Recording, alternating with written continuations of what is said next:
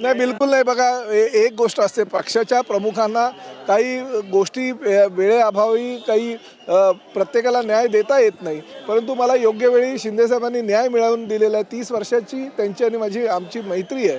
महापालिकेमध्ये एकत्रितपणे 1997ला आम्ही नगरसेवक म्हणून काम केलेलं, तर आतापर्यंत ते मुख्यमंत्री होते. आम्ही काही नसताना सुद्धा आम्हाला असं वाटायचं की आम्हीच मुख्यमंत्री आहोत. अशा आविर्भावामध्ये आम्ही गेल्या 2.5 वर्षात काम करायचो आणि ह्या राज्याची सेवा त्यांनी ज्या पद्धतीने केलेली आहे त्याचं प्रतीक म्हणून आम्हाला एवढं भरपूर मोठ्या प्रमाणात लोकांनी योगदान दिलेलं आहे. लोकांनी एवढं चांगलं बळ आम्हाला दिलेलं आहे आणि त्याचं संधीचं सोनं करून भविष्यामध्ये हा राज्य जास्तीत जास्त पुढे कसा नेता येईल ह्यासाठी आम्ही प्रामाणिक प्रयत्न करणार आहोत.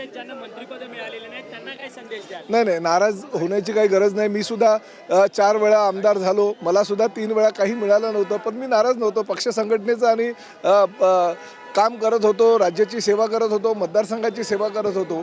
त्यांनाही आज जरी संधी मिळाली नसेल तरी भविष्यामध्ये त्या सगळ्यांना संधी मिळेल याची मला खात्री आहे. एकनाथ शिंदे साहेबांनी प्रत्येकाला योग्य वेळी न्याय दिलाय, हा त्यांचा इतिहास आहे.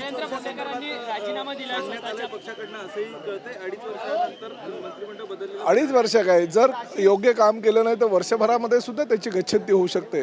तुम्हाला जर पक्षाच्या प्रमुखांनी योग्य ठिकाणी योग्य वेळी मंत्री म्हणून नेमलेलं आहे तर त्या मंत्रिपदाला न्याय देण्याची जबाबदारी तुमची आहे.